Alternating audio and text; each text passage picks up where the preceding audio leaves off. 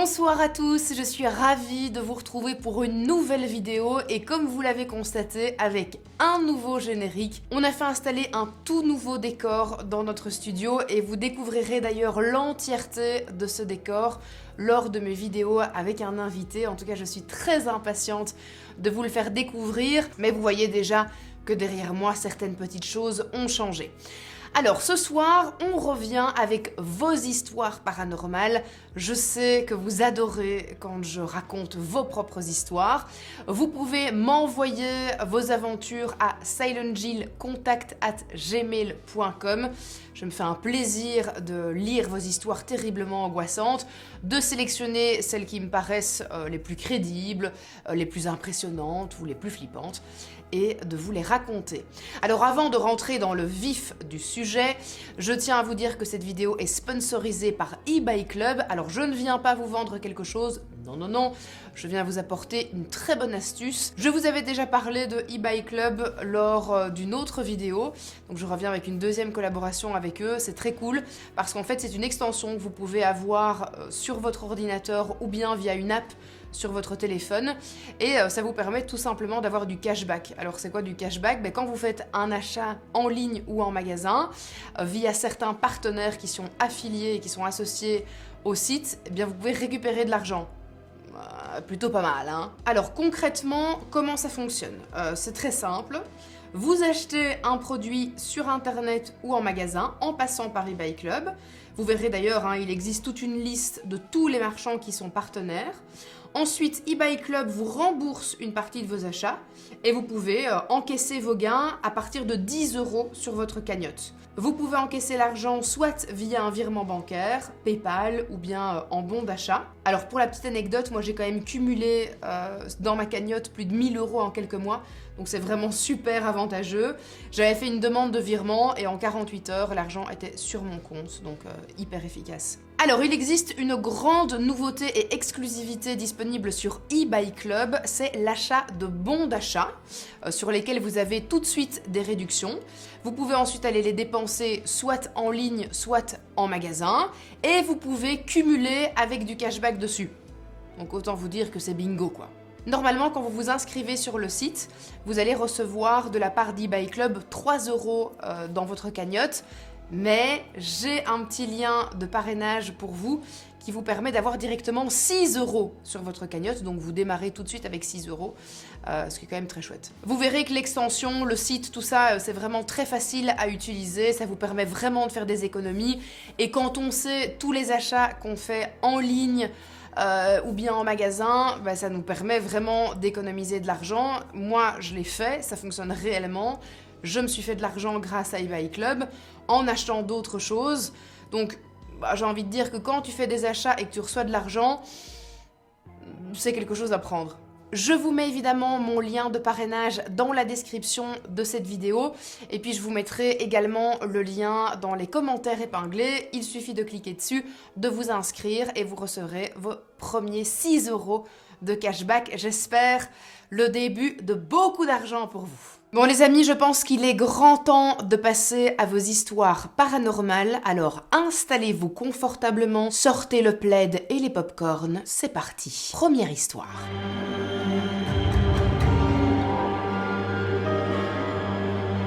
Salut Jill, je te fais ce mail car je souhaiterais te partager mes histoires paranormales. Tout d'abord, j'aimerais commencer par t'expliquer que de base, je ne suis pas vraiment quelqu'un qui croit à ça. Enfin, plutôt quelqu'un qui demande à voir pour y croire. Ma famille est catholique, mais pas pratiquante, et moi, je ne suis pas croyante. Commençons par la première histoire qui m'est arrivée. Depuis l'âge de mes 6 ans, je vis dans une maison qui est chargée d'histoires, en tout cas je le pense, vu qu'elle a actuellement plus de 60 ans. Je suis d'ailleurs au courant de la fin tragique du dernier propriétaire de cette maison. C'était un homme plutôt âgé, et qui est décédé dans la maison lors d'une chute dans les escaliers en béton qui réunissaient les 2 étages. Je t'avoue que lorsque j'avais 6 ans, je n'ai jamais ressenti de présence ou d'autres phénomènes. Ceux-ci ont plutôt commencé à partir de mes 9-10 ans environ. Un soir, peu de temps après la mort de mon grand-père, je dirais 1 à 2 semaines après son décès, j'ai ressenti une présence dans ma chambre. Mais celle-ci était apaisante, voire chaleureuse. Je me sentais bien avec celle-ci. Je l'ai tout d'abord ressentie et me suis rendormie, mais plus tard dans la nuit, je me suis réveillée une deuxième fois et j'ai vu une sorte de lumière dans un coin de ma chambre, sachant que dans ce coin-là, j'avais laissé une pile d'habits que ma mère devait laver. Je ne me suis pas sentie stressée ou autre à la vue de cette lumière, car sur le moment, je n'étais pas sûre que c'était paranormal. Je me suis dit que cela devait sûrement être quelque chose que j'avais laissé et qui réfléchissait ou faisait de la lumière. J'ai fixé pendant un bon moment cette lumière et je me sentais vraiment apaisée. Je dirais même que j'adorais la regarder. Cela m'enchantait tellement de la regarder qu'au bout d'un moment, je me suis rendormie et j'ai fait mon meilleur sommeil. Le lendemain, à mon réveil, la première chose à laquelle j'ai pensé, c'est d'aller vérifier si quelque chose aurait pu émettre une certaine lumière à cet endroit. Et là, à ma grande stupéfaction, il n'y avait rien. Depuis, je me suis dit que c'était mon grand-père qui était venu me rendre visite une dernière fois. Et cela me réchauffe toujours le cœur. Voilà ma seconde histoire. Un soir, alors que j'étais tranquillement à la maison avec ma mère, j'avais décidé d'aller dans la chambre de ma sœur qui était en bas des escaliers en béton. Ce soir-là, je me rappelle que j'étais super contente de pouvoir regarder mes émissions tranquillement, sans que personne ne me dérange. Ma mère était en haut, elle aussi, en train de regarder ses émissions. En plein milieu de mon émission, la télé s'éteint. Je me suis dit que cela devait sûrement être normal car elle commençait à être âgée. Du coup, je tente de rallumer celle-ci, mais rien n'y fait. Elle ne veut plus. À peine le temps de comprendre que ma télévision ne voulait plus fonctionner, que je commençais à entendre des bruits dans les escaliers. Je fais une petite parenthèse pour t'expliquer que ma sœur avait l'habitude de laisser des sacs en plastique dans les escaliers avec ses cours à l'intérieur et d'autres bouquins. Et quand j'ai commencé à entendre les bruits de pas dans les escaliers, j'ai entendu un frottement de jambes sur un des sacs en plastique. Pendant tout le long de cet épisode, j'avoue avoir été particulièrement stressée parce que je ne comprenais pas ce qui se passait. Petit à petit, je voyais une ombre se former sur le mur en face des escaliers, car je n'avais pas la vision directement sur eux. Il y avait un mur entre les deux. Les bruits se sont intensifiés et l'ombre descendait. Je commençais vraiment à stresser. Et pour un petit peu rationaliser les faits, je me suis dit que c'était tout simplement ma mère qui descendait.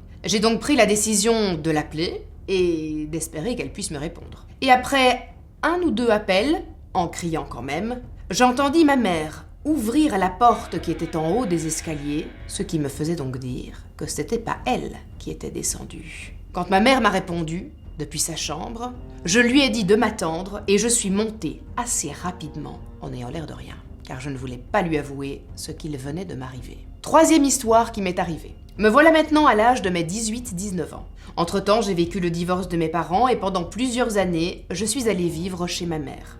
Après plusieurs années chez elle, j'ai décidé de revenir vivre chez mon père, dans la maison dont je vous parlais. Mon père venait de prendre la décision de la rénover complètement. Et j'étais super contente à cette idée. J'avais décidé d'aider mon père à faire des choix sur des détails de la maison. Et pendant toute la période de la construction, j'ai décidé de rester un maximum auprès de lui pour l'aider. Peu de temps avant les constructions, nous discutions beaucoup de ces rénovations et nous étions super ravis et avions hâte de commencer ce nouveau chapitre. Mais un soir, mon père était parti voir des amis, et ma sœur aussi. Je me suis donc retrouvée seule dans cette maison. Je n'avais pas envie de sortir. Et j'adorais me retrouver seule pour pouvoir regarder mes émissions tranquillement. Ce soir-là, je me rappelle ressentir des émotions telles un énervement que je n'avais jamais ressenti auparavant. Sachant que je n'avais pas de raison d'être énervée, et que j'étais d'habitude quelqu'un d'assez calme, j'ai tenté de me détendre. Mais plus je restais dans la maison, plus cet énervement s'intensifiait. Au bout d'un moment, j'ai commencé à ressentir une présence derrière moi, mais il n'y avait personne. Mes émotions plus cette présence ne me donnaient pas du tout envie de rester dans la maison. Je ne m'y sentais plus du tout à l'aise. Après plusieurs minutes à réfléchir, j'ai pris la décision de sortir de la maison et d'appeler des amis. Histoire de me sentir un petit peu plus à l'aise, j'ai pris le temps de descendre le chemin devant ma maison et d'arriver en bas de celle-ci. J'ai tout de suite ressenti un relâchement, comme si l'énervement et la présence avaient tout bêtement disparu. Je me suis dit que j'allais rejoindre mes amis et qu'après je rentrerai à la maison lorsque ma sœur et mon père seraient rentrés. Et c'est ce que j'ai fait. Et voilà, j'ai terminé ici avec les 3 histoires que j'avais envie de te partager. J'espère qu'elles te plairont. Merci beaucoup pour ces histoires. En effet, on peut ressentir parfois des présences au sein de son domicile et puis en sortant plus rien. On peut avoir parfois aussi des présences qui nous suivent et qui peuvent se faire ressentir également dans d'autres lieux. Ce sont des choses qui peuvent arriver. Je vous propose maintenant de passer à la seconde histoire de ce soir.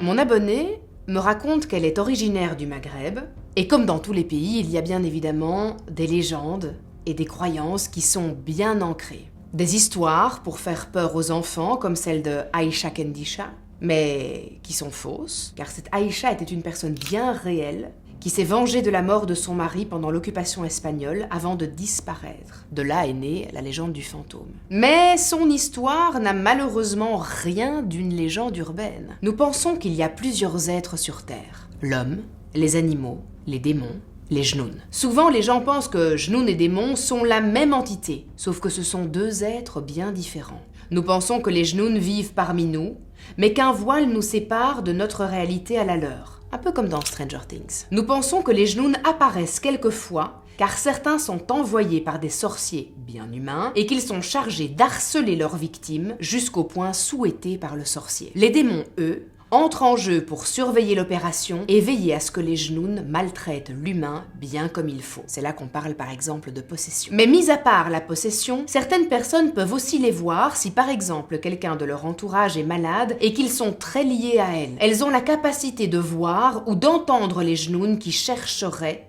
leurs victimes. C'est là que mon histoire commence. Avec ma famille, nous allons au Maroc chaque année pour les grandes vacances scolaires. On a habité longtemps en pleine ville, puis mes parents ont décidé de déménager en campagne. Un village très convivial où il y a énormément d'activités pour tout le monde. Personne n'est mis de côté. De par sa petite taille, tout le monde se connaît. Tout se passait très bien. Et puis, il y a eu le Ramadan. Donc tous les soirs, après le coucher du soleil avec ma mère, nous descendions en ville se promener jusqu'au lever du soleil car tout est ouvert pendant cette période. Cette année-là, à chaque descente, nous rencontrions un homme au croisement de l'entrée du village et de la grande nationale qui mène jusqu'en ville. Cet homme nous faisait signe de la main. La première fois, ma mère s'est arrêtée car elle pensait qu'il avait besoin d'aide. Il demande après mon père. Ma mère lui dit alors qu'il n'est pas avec nous. L'homme se met à insister pour monter dans la voiture. Ma mère le regarde et lui dit « Je ne monte pas au village, monsieur, je descends en ville. » Mais l'homme insiste pour monter. Ma mère commence à paniquer, mais comme tout le monde se connaît dans le village, elle ne voulait pas d'histoire. Donc, elle décide de lui dire qu'elle est très pressée pour aller voir sa famille. Elle accélère et l'homme continue de crier le nom de mon père en fixant la voiture. En rentrant chez nous, ma mère et moi décrivions l'homme et mon père ne le reconnaissait pas. Le lendemain, même histoire. Nous descendons au croisement, l'homme apparaît comme tombé du ciel, il hurle le nom de mon père, nous lui répondons qu'il n'est pas là, et on avance en le laissant hurler comme la nuit passée. En rentrant le soir, on réexplique à mon père avec un maximum de détails tout ce qui s'est passé, mais il ne le reconnaît toujours pas. Le soir suivant, rebelote. L'homme nous apparaissait toujours à la même place, pas 1 mètre sur le côté. Ma mère commençait réellement à paniquer, car elle pensait avoir affaire à un fou. Moi, j'essayais tant bien que mal de la calmer, mais je ne pouvais m'empêcher de sentir que quelque chose chez lui n'était pas normal. Cela a continué pendant les 2 semaines du Ramadan. Ma mère et mon père ont voulu tirer ça au clair et sont allés chercher cet homme en plein jour. Le village est petit, reculé de tout et tout le monde se connaît. Donc c'est assez facile de retrouver quelqu'un. Il demande aux voisins, décrit l'homme à l'imam du village, car il connaît absolument tout le monde, mais personne ne voit de qui il s'agit. Ma voisine et l'imam du village nous ont dit qu'il s'agissait peut-être d'un Jnoun, mais qu'il ne fallait pas y prêter attention et surtout qu'il ne fallait pas avoir peur. Ma mère et mon père se sont dit, bon, ok, ils veulent nous faire une blague, car mes parents, je dois vous l'avouer, ne croyaient pas vraiment à toutes ces histoires de Jnoun et de fantômes. Pour eux, ce sont juste des légendes qui servent à faire peur aux enfants qui ne sont pas sages. Nous avons également demandé conseil à ma famille qui vit là-bas, en pleine ville, et ils nous ont également dit qu'il s'agissait sûrement d'un Jnoun. Je n'oublierai jamais le regard de ma tante et celui de ma grand-mère, qui se demandait qui avait bien pu envoyer un Jnoun dans notre famille. La semaine qui a suivi, il était toujours là, toujours présent au même endroit. Nous avons même essayé d'arriver et de passer à cet endroit un petit peu plus tardivement afin de ne pas le croiser, mais c'est comme s'il savait exactement l'heure à laquelle nous allions passer. Il hurlait toujours le prénom et le nom de mon père. Mon père a vraiment senti que ma mère se sentait harcelée. Il a donc dit qu'il nous accompagnerait un soir pour vérifier qui était cet homme. Là, j'ai proposé un plan à mon père. Si ce soir-là on ne le voit pas, mais que demain on le revoit, nous allons pouvoir confirmer finalement si c'est un Jnoun ou pas. Nous allons essayer de passer avec mon frère pour voir si en présence d'un homme de la famille, cet homme apparaît. Car il se pourrait bel et bien que ce soit uniquement un Jnoun qui tente de faire peur à ma mère. On décide donc de pratiquer le test, et nous avions malheureusement raison. Quand mon père nous accompagne, ma mère et moi, l'homme n'est pas là. Le lendemain, ma mère était simplement avec moi, et l'homme nous est apparu. Toujours à la même place. Nous avons ensuite pris mon frère en voiture, et à nouveau, l'homme ne s'est pas montré. Quand nous descendions, ma mère et moi, l'homme était présent, toujours au même emplacement, et aussi toujours habillé de la même manière. Cela a duré tout le mois de Ramadan. Nous savons que pendant ce mois, les démons sont enchaînés, mais les Jnouns, eux, continuent leur vie. Après ça, mon père est tombé malade, et nous avons vraiment eu beaucoup de mal à le soigner. Cette histoire nous a énormément perturbés, car mon père est tombé malade juste après ce mois-là. Je sais que si tu racontes mon histoire, beaucoup de personnes auront des théories différentes. Mais ce qui est sûr, c'est que nous n'oublierons jamais cet homme que nous n'avons jamais revu les années suivantes. Il ne s'est plus jamais montré, il s'est tout bonnement volatilisé. Malheureusement, beaucoup trop de Marocains pensent qu'il est normal de partir voir un marabout pour demander des faveurs ou se venger de telle ou telle personne. Ils ne réalisent pas que jouer avec ce genre d'énergie nuit à des familles entières. Et s'ils le réalisent et qu'ils le font tout de même, ce sont pour moi des personnes sans cœur. J'espère que mon histoire t'aura plu, que tu la partageras. Et si une personne de leur entourage change du tout au tout, faites attention, méfiez-vous. Il se pourrait qu'un Jnoun rôde autour de votre famille. Quelle histoire incroyable! Oh, j'ai adoré. Franchement, de toutes les histoires que j'ai racontées de mes abonnés, c'est une de mes histoires favorites. J'adore les histoires qui se passent dans d'autres pays, avec d'autres coutumes, d'autres traditions, d'autres légendes. Je trouve ça super intéressant. Donc n'hésitez pas, si vous avez des histoires qui vous sont arrivées dans d'autres pays, envoyez-les-moi par mail, je me ferai un plaisir de les raconter. Je vous propose de passer à la dernière histoire du jour.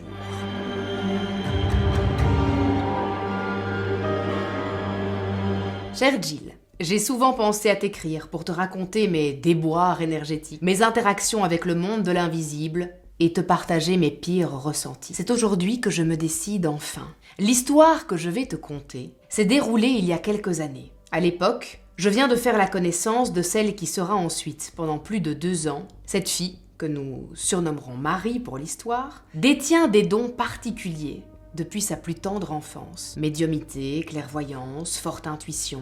Vivre à son contact m'a non seulement fait apprendre beaucoup de choses, mais m'a aussi fait remettre en question tout mon schéma de pensée sur notre monde. Comme tu dois t'en douter, cela n'était bien évidemment pas non plus de tout repos. Un soir, où nous devions dormir chez elle, nous décidons de rentrer à mon appartement sur les coups de 2h du matin, car nous ne trouvions pas le sommeil. Trop de bruit, des énergies dans la maison qui nous empêchaient de nous reposer, des pas au grenier comme des talons qui marchaient, des voix dans le couloir, des scènes de vie à la cuisine et j'en passe. Excédés et fatigués, bien qu'habitués par tous ces phénomènes paranormaux que nous vivions, nous prenons la route depuis la campagne, direction mon appartement en ville. À peine sortis de la route rurale et au moment d'arriver sur la nationale, nos regards sont attirés par quelque chose sur le bord de la route, à notre gauche. L'ambiance est lourde. Il y a du brouillard, c'est la nuit, et la route ainsi que les alentours sont totalement déserts. Une vieille femme est là, seule, sur le bas-côté. Ses cheveux sont blancs et très longs. Elle semble sortir d'une autre époque, d'un autre temps. Vêtue de haillons, de sorte de spartiate en rotin, elle porte avec elle un sac en tissu qui semble vide. Je marque le stop, avant de m'engager sur la nationale, et décide, à ce moment-là, de l'interpeller, sans doute au départ pour lui porter assistance. Une personne âgée, seule à 2h du matin, au bord d'une nationale déserte, portant des haillons, ça porte à questionnement. J'ouvre ma fenêtre et avant d'appeler la vieille dame, je me tourne vers Marie afin de lui stipuler que nous prenons en charge cette personne. Marie, elle, semble réfractaire à cette idée. Elle ne parle pas trop et semble dubitative, voire complètement démotivée par l'idée. Son regard se fige et à cet instant précis, je tourne la tête et la dame est à ma fenêtre. Là, elle me regarde moi, mais ne me parle pas. Pas un seul regard à Marie. Je lui demande ce qu'elle fait ici à cette heure et toute seule. Pas de réponse. Je lui propose de la conduire. Elle acquiesce d'un signe de tête sans me communiquer sa destination. Je l'invite donc à monter à l'arrière du véhicule, sur la banquette arrière. Mais elle ne s'exécute pas tout de suite. Elle va d'abord faire le tour de mon véhicule par l'avant, avant de marquer un temps d'arrêt en face de Marie devant mon capot, côté passager. Puis elle va répéter exactement le même schéma mais à l'arrière du véhicule. Au moment où je me décide à ouvrir ma portière pour l'aider à monter dans ma voiture, elle est déjà à l'intérieur, derrière moi. À ce moment précis, j'ai eu la nette impression que nous étions écrasés par le temps. J'ai senti, non pas seulement la sensation d'oppression, mais bien tout notre plan s'arrêter. Comme si en montant dans le véhicule, cette femme avait tout arrêté, tout ratatiné. C'était extrêmement désagréable pour moi qui ne suis ni sujette à la peur, ni ne prône les interprétations hâtives. Je suis de nature cartésienne et factuelle, alors quand de tels ressentis se présentent à vous, ils vous laissent complètement démunis. La vieille femme n'a toujours pas parlé. Je sens qu'il faut y remédier très vite. Je la questionne, je lui demande d'où elle vient, où je peux la conduire. Elle me répond enfin, d'une voix imperceptible, d'un timbre inconnu, mais calme et doux à la fois, elle nous indique se rendre à un camping rural, à plus ou moins 5 km de là. Étrange. Après avoir répondu à 2 autres questions par de simples oui, elle installe à nouveau un silence de mort dans l'habitacle. Marie, à ce moment-là, est tournée face à moi sur son siège. Elle ne regarde pas la route, elle me regarde. Elle est blanche, livide. Impossible pour elle de faire dos à cette femme. Mais impossible pour elle également de la regarder. Je vois mon amie désemparée, je sens sa peur. Je sens qu'elle est confrontée à une situation, à quelque chose qu'elle n'a jamais vu. Tout à coup, venant de nulle part et sans que nous ayons demandé quoi que ce soit, la vieille dame se met à réciter des mots sans s'arrêter. Peu importe les mots qui sortent de sa bouche, je n'arrive pas à comprendre ce qu'elle veut nous dire. On dirait une langue morte. J'ai l'impression de reconnaître du latin que j'ai appris à l'école, mais ce n'est pas ça. Sa voix n'est absolument pas celle que nous avons entendue un peu avant. Elle est grave. Et le terme baryton serait un euphémisme. Elle est même rauque. Elle résonne en moi comme une incantation satanique. Un sort ou une appellation inconnue de notre société actuelle. Quelque chose en tout cas de très mauvais et de puissant. Mon échine est bloquée, mes poils sont hérissés. Ma conduite est douteuse, je dois rester concentrée. Marie est au bord du malaise, je le vois. Je dois mettre un terme à ce trajet partagé. Je m'adresse à la vieille dame calmement. Feins de ne pas pouvoir la déposer en campagne et m'excuse de devoir la laisser sur le bas-côté. À mes paroles, elle s'arrête net. Le silence revient. Plus de réponse. J'arrête la voiture un peu plus loin sur le côté de la nationale afin de la laisser descendre. Il est 2 heures bien passées. La route est toujours déserte. Un champ nous fait face et rien d'autre. J'invite ma passagère arrière à descendre. Elle va mettre plus d'1 minute à sortir de la voiture, là derrière moi, sans bouger. Et encore une fois, c'est lorsque je m'apprête à sortir et lui ouvrir la portière qu'elle est déjà dehors. Elle va à nouveau effectuer le même schéma qu'en montant. Marquer un temps d'arrêt face à Marie à l'avant et un temps d'arrêt à l'arrière du véhicule. Puis, elle se déplace sur le côté pour nous laisser partir. Ni une ni deux, j'enclenche la première et démarre pour prendre le virage d'après qui nous ramène vers la ville. Marie est en pleurs, mais ne sait pas m'expliquer pourquoi. Elle respire mal, elle est blafarde et me répète que ce n'était pas normal, ce n'était pas normal. Je tourne la tête vers l'endroit où nous avons laissé la vieille dame afin de m'assurer qu'elle marche dans la bonne direction. Plus rien, elle n'est plus là. Plus de traces de cette vieille dame que nous venons de déposer à l'instant. Nous avons fait 3 arrêts ensuite avant d'arriver à mon appartement. Nous ne comprenions pas l'ambiance qu'il y avait encore toujours dans la voiture. J'ai eu 2 accidents avec ce véhicule l'année d'après. Marie, elle, a décidé sans mon accord de mettre fin à notre relation amicale de manière très brutale quelques mois plus tard. Je n'ai depuis plus de nouvelles et je ne souhaite pas en recevoir. Simplement, si aujourd'hui elle se reconnaît, je tiens à la remercier d'avoir ouvert en moi le champ des possibles sur cette terre, sur tout ce que nous croyons savoir et maîtriser. Cette histoire est totalement vraie et en discutant avec des amis de cette zone, d'autres personnes m'ont rapporté avoir croisé une vieille dame de nuit sur cette même nationale et en voulant s'arrêter pour porter assistance, impossible de trouver la personne au bord de la route. Depuis ce jour, je me suis promise de trouver une explication, qu'elle soit rationnelle ou pas. À cette expérience, mais également à toutes les autres que j'ai eu l'occasion de vivre au contact de Marie, et puis seule. Car tu le sais, Jill, une fois que l'on s'est ouvert, que l'on s'est élevé, tout s'accélère, et les réponses à nos expérimentations, à nos questionnements, semblent encore plus inatteignables. Cette histoire était bien... J'espère en tout cas que ces 3 histoires vous ont plu, dont la première, qui comportait quand même plusieurs histoires différentes. En tout cas, moi j'ai adoré vous les raconter, je les ai trouvées absolument exceptionnelles. N'hésitez pas à m'envoyer vos histoires par mail à silentjillcontact@gmail.com. Je vous noterai l'adresse mail dans la description. N'oubliez pas non plus que vous avez mon lien de parrainage pour vous inscrire à eBay Club si ça vous intéresse d'avoir du cashback en faisant vos achats. Donc n'hésitez pas à aller vous inscrire. Et puis si vous n'êtes pas encore abonné à cette chaîne, faites-le! Donnez un petit peu de force, ça nous fait toujours du bien, ça nous fait plaisir et puis ça nous motive à créer encore plus du contenu. Vous l'avez vu, là j'essaie vraiment de faire un contenu par semaine dès que j'en ai l'occasion, le plus souvent possible. Je crée un nouveau décor, un nouveau générique. Voilà, j'aime aussi vous faire plaisir et vous apporter du contenu qui vous intéresse. Je reviens avec plein de chouettes nouvelles vidéos, des invités incroyables qui seront à mes côtés, mais je ne vous en dis pas plus. Activez la cloche pour recevoir une notification quand une nouvelle vidéo sort. D'ici là, portez-vous bien, faites bien attention à vous, faites attention aussi aux autres, à vos proches. Prenez de bonnes décisions qui sont bienveillantes. Et puis méfiez-vous, on ne sait jamais qui on peut croiser sur son chemin. Ciao!